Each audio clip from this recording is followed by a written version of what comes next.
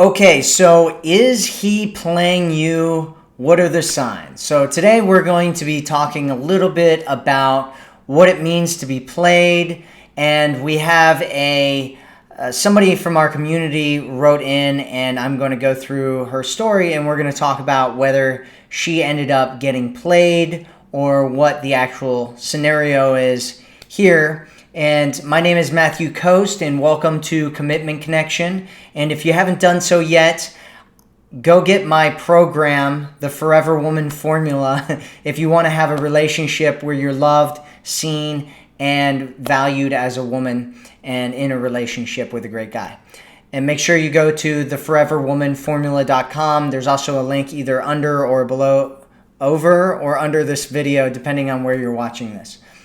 So we've got a question in here from one of the women in our community, and I am going to read it. And what I want you to do while you're watching this is to pay attention for the red flags. And if you see some red flags, if you hear some red flags, type it into the comment section. Which ones do you think are red flags?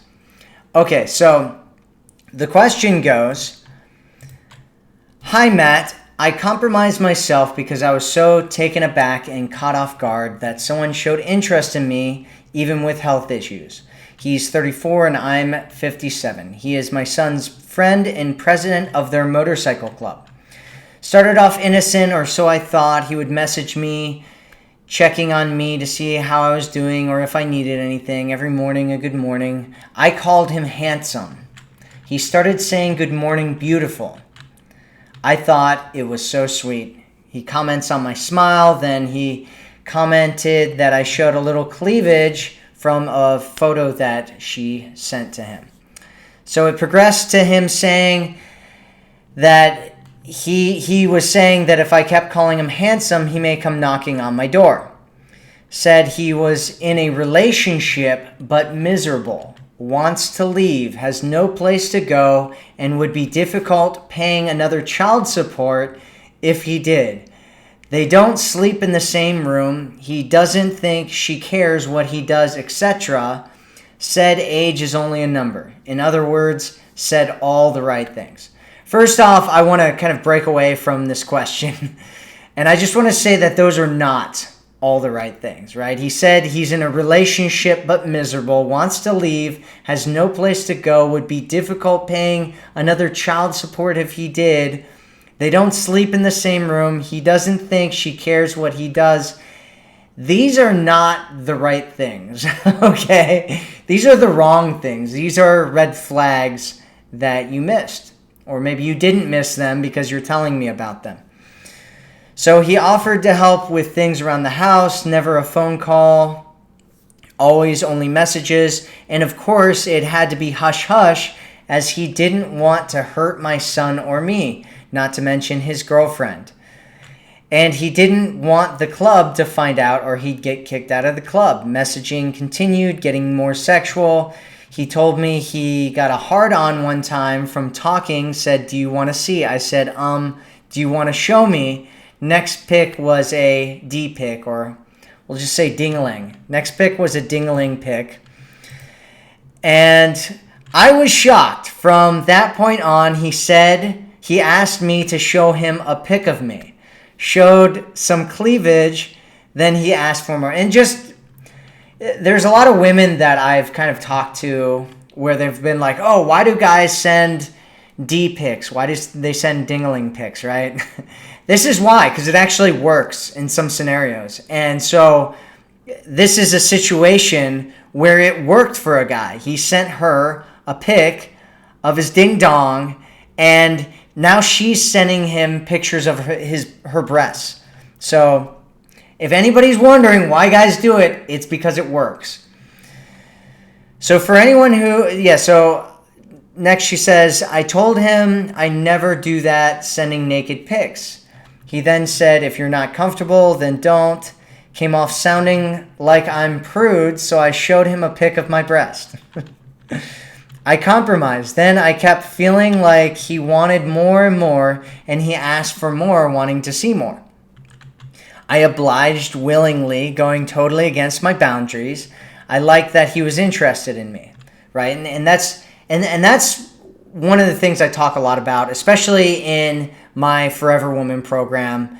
The reason that you're doing all this is because you're coming from this space of feeling like you haven't had any real intimacy in a long time, and you don't have anything else going on, and so this guy's showing you interest, and so now you're doing things that you wouldn't normally do, which is why you need to pick up a copy of my program for free, by the way, the foreverwomanformula.com, links in the description, so that you don't end up getting yourself into a situation that's bad when you don't want to.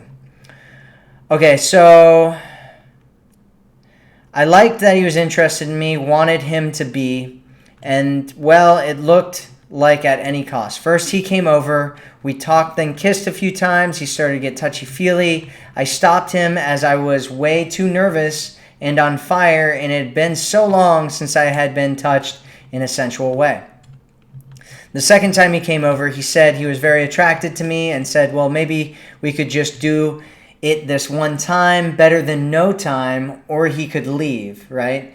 So he said maybe we could do it this one time, better than no time, or he could leave, right? So all the signs are there, right? All the signs. You didn't miss them. You're telling me about them right now. But what I think happened was you wanted it to be something else, right? You wanted this to be something else that was going on, and so you ignored the signs that were there. She says, I liked him. I thought you'd want to leave. She says, I was like, I thought you'd want to leave. Wasn't prepared for you wanting anything more because of my son. Then he stood up to leave, but went and stood in the hallway and said, I can go this way towards the bedroom or that way towards the door. It's an interesting thing to say. Pressure was on. I felt so torn and like I'd never get a chance to experience this intimacy. I stood there for a few minutes and nodded towards the bedroom. It was weird and awkward, but done. That evening, when he thought my son was saying stuff to other members of the club about my crush and thinking more was going on, he messaged me asking if I erased all our messages. He was paranoid, needs to take a break from us, from talking, etc., until club chatter calmed down, but he'd be back around. Took a break for about a week, no talking at all. I initiated talking. He said, yeah, we could talk, which is basically you chasing him at this point. But messages were getting more sparse. Then a few days went by. He had not responded to my messages. Then I got a message saying, hey, I was out without data for a few days. Can you keep an eye out on boxes for me? They had gotten a notice to move, so he was busy. I found some boxes for him. He came to pick them up. We hooked up again. Told me he was going to be extremely busy, work, packing, move, and the club business, etc. We hardly spoke, but I did see he had time to post on social media. But no more good mornings, no more initiating a message at all. I did, though, here and there. Then after a week or two, I decided to ask him if he wanted to go back to being just friends. No response. Another time I said, do you wish not to see me anymore? His response was, I'm sorry, I'm just really swamped. Sounds like you're double texting there. As I went back over our messages several times, it almost feels like a predator grooming me. Him going after a woman he knew was ill, lonely, by herself, and well, I was vulnerable and open target, not being a victim because I willingly went for it. Matt, do you think he preyed or used me? Did I get played? So I'm curious about what everybody else thinks in here. Do you think that she got played? Here's my opinion on it. I do not think that you got played at all, right? So getting played is being lied to or taken advantage of, right? They pretend like there's someone they're not, and that they want something that they don't want in order to get something that you wouldn't give them if they weren't acting like they wanted something else, or they emotionally manipulate you in order to get what they want. And that's not what happened here, at least based on what you have told me and put in this. That is absolutely not what happened. What happened here was you were both flirting with each other, and it sounds like you're both kind of coming from a space of needing intimacy, needing to feel good with each other. And what ended up happening was you both kind of used each other to kind of get some needs met. And I think what you did was, and you know, don't get me wrong, I've done it before. Lots of people have done it. Plenty of women in our community have done it. What I think you did was you were just so kind of enamored by what was going on with him that you ignored all of the red flags, and you even kind of made them seem like they were things that you wanted to hear, even though that they aren't. And so what ended up happening was it was a very natural, organic progression from you talking to each other and just chatting and him checking up on you. You're calling him handsome, and he's, you know, what guys do is if you're not aware of how it kind of works, most guys, what they do is there's a lot of women out there, right? And most of those women don't want anything to do with those guys. And so what the guy does is he has to go and kind of find out which women are interested in him, because if he's approaching and pursuing women who aren't, he's just going to stay in the friend zone and act like an idiot, and everybody's going to think he's an idiot, and he's going to get a bad reputation. So what he does is he looks for women that are giving him signals that they want him to proceed forward. And you were giving him that signal. You were calling him handsome, right? And you guys were both messaging. You're calling him handsome. He's like, oh, well, you know, if you keep saying that, I'm going to be knocking on your door. And you're like, oh, you know, and you kept playing with it, and you guys kept flirting until eventually it escalated to the point that you reached physical intimacy. And so I don't think that you got played. I think that he told you exactly what was going on. You chose not to pay attention to what he was saying, and you got caught up in your emotions. And the reason that this happened is that you're not using the abundance mindset that I talk about in the Forever Woman program. And, you know, go download that. My suggestion is, number one, you go download that program right now and go through it. It's free. It's a free program. Go download it. Go watch it a few times, especially pay attention to the part where I talk about abundance and creating abundance for yourself, because when you're, and I get it, right? You're just coming kind of back into the dating world. You know, there's this kind of opportunity. You probably weren't even, like, it probably wasn't even on your radar. You got really excited and you jumped into it. And the reason that can happen is because you're emotionally kind of vulnerable. You're feeling kind of this desperation and neediness to kind of get something, to feel something, right? And so you ignore all the red flags that are, you know, he was basically, he had a big bucket of flags, a big bucket of red flags, and he was grabbing them and he was throwing them into the air, right? And there was just this big kind of display of red flags flying in the air, and you were like, I don't care about any of that. I'm moving forward with this, right? And so, first off, he's got a girlfriend. And what do I say about this, right? Never get involved in a messy situation if you don't have to. And not only do you not have to, you, particular, absolutely do not need to, and you shouldn't, right? This is a very messy situation. He's friends with your son. They're in this motorcycle club. He's got a girlfriend.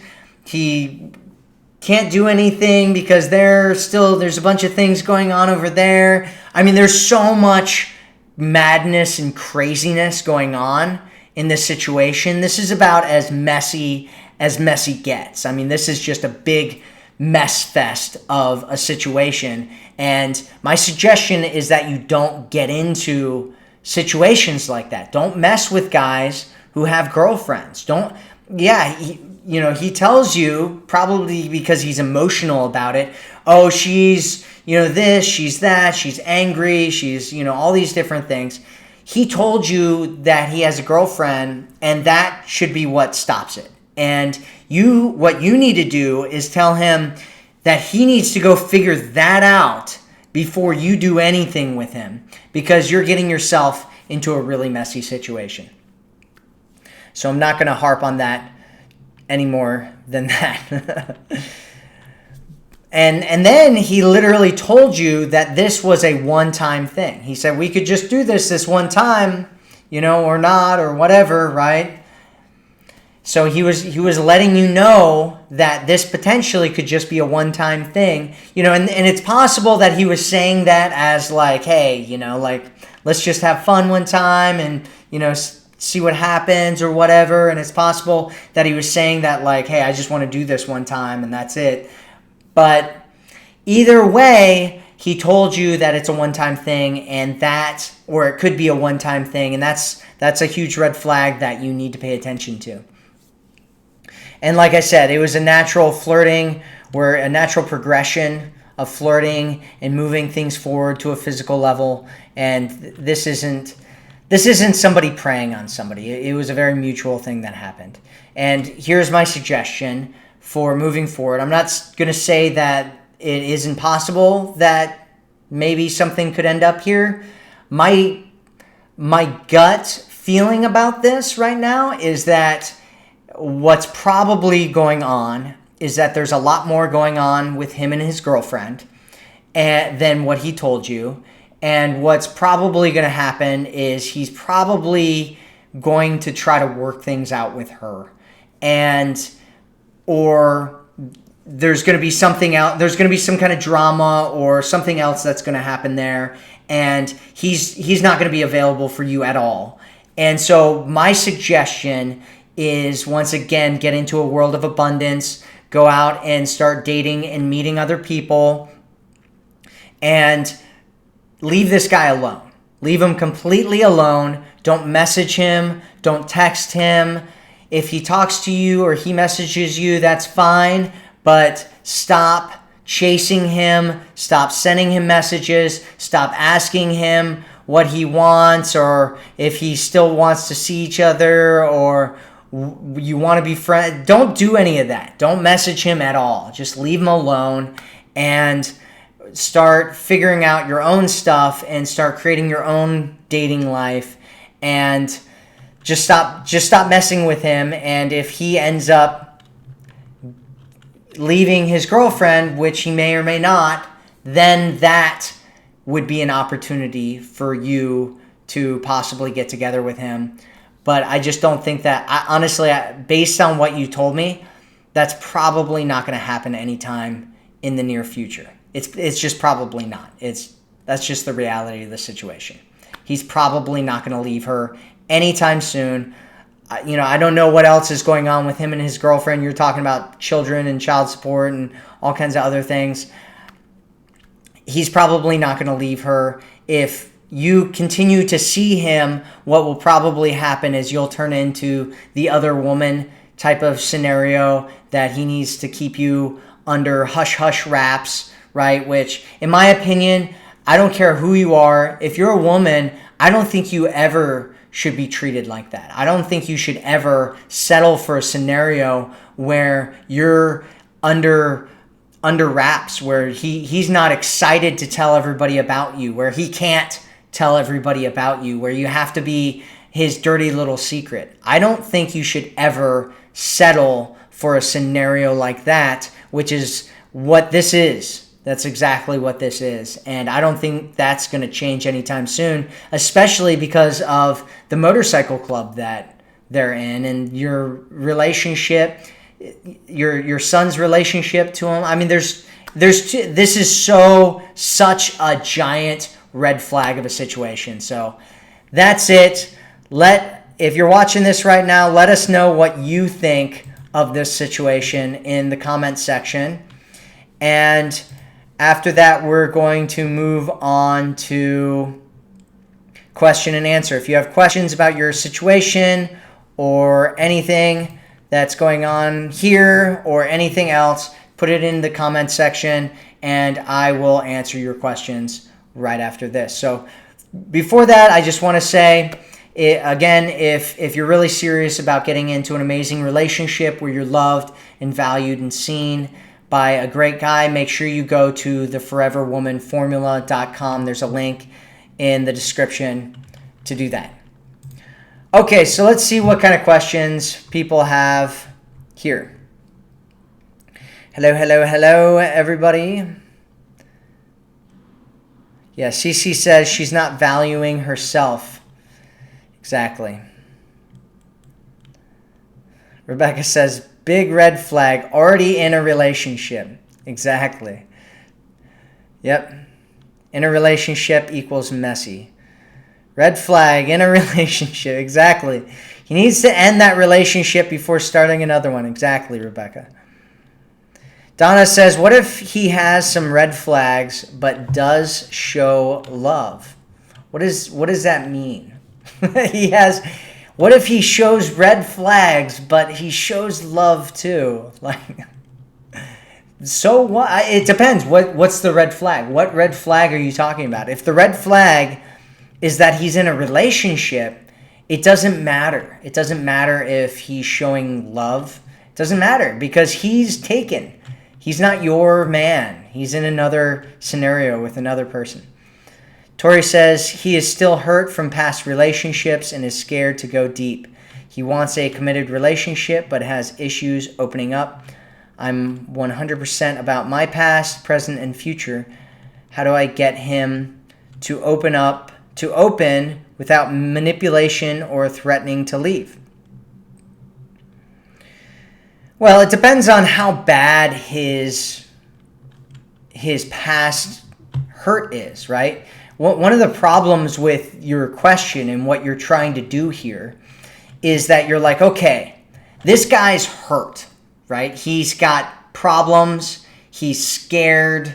He's got commitment. He wants a committed relationships, but he has these issues opening up because he has so many problems from his past, right? You're like, okay, how do I fix this guy, right? And so that's the premise that you're coming from. You're coming from this premise of how do I change him and fix him, but without doing manipulation or threatening to leave, which honestly, I don't think that either of those things are, basically those things are about manipulation, right? So you're manipulating him or you're threatening to leave him is manipulation, right? If you're threatening to leave him if he doesn't open up, that's manipulation. What he needs to do is he needs to go through his own stuff, right? He's got issues that he's got to work through. And so he has to be willing and actively trying to get through that stuff so that he can heal and open up so that he's actually available to have a real relationship with you. And so what you need to do, Tori, is you need to figure out whether he's actually doing that or not. Is he actually working on healing himself and getting himself to a place where he's ready to open up, or is he not? And if he's not, then that's a big red flag, and that should make you rethink what's going on here. And the problem with the premise of your question is that you're asking how to manipulate him without manipulating him, right? How do I get him to do something, right? So it's like, hey, how do I get him to do something, right? And when we use the word manipulation, we're kind of using it in a term, in a way of saying like, usually the word manipulation is just the premise of influence, right? How do I influence him? So basically you're trying to say like, how do I